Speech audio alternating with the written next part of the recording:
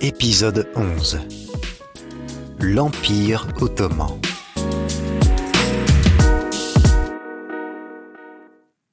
L'Empire ottoman, aussi appelé l'Empire turc, était un empire multiethnique qui a existé du XIVe au XXe siècle et qui contrôlait une grande partie de l'Europe du Sud-Est, du Moyen-Orient et de l'Afrique du Nord.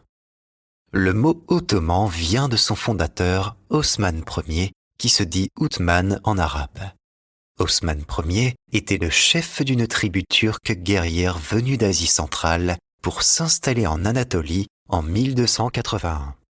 Sous sa direction et celle de ses descendants, Orhan, Mourad Ier et Bayezid Ier, la tribu se développe en mettant en place un gouvernement officiel et en étendant son influence géographique. En 1354, l'Empire prend une dimension transcontinentale quand les Ottomans pénètrent en Europe. Sous le règne de Mehmed II, dit Mehmed le Conquérant, ils mettent fin à l'Empire byzantin plus de 1000 ans après sa création en s'emparant de Constantinople en 1453. Ils renomment la cité Istanbul et la désignent comme nouvelle capitale de l'Empire ottoman. Les Ottomans sont inarrêtables et continuent leur expansion en envahissant les contrées environnantes, soit la quasi-totalité des Balkans et du Proche-Orient, une partie de la péninsule arabique, la Crimée et quelques régions côtières d'Afrique du Nord.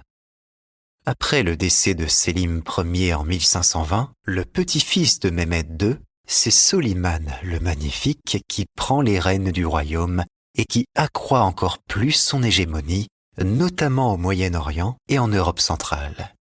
L'Empire ottoman est à l'apogée de sa puissance, de sa prospérité et de son développement politique et social quand, en 1529, Soliman connaît un premier revers de taille lors du siège de Vienne où il est stoppé dans sa conquête de l'Autriche.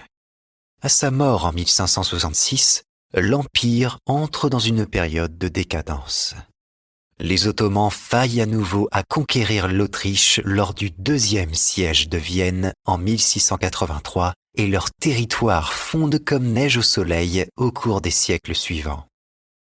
La fin de la Première Guerre mondiale donne le coup de grâce à l'Empire ottoman, qui se retrouve dans le camp des vaincus, suite à quoi il est dissous. Certaines zones acquièrent leur autonomie ou leur indépendance, tandis que d'autres sont placées sous contrôle des pays vainqueurs. En 1920, un mouvement nationaliste turc émerge, porté par le désir de lutter contre la domination étrangère et d'obtenir la souveraineté de la Turquie.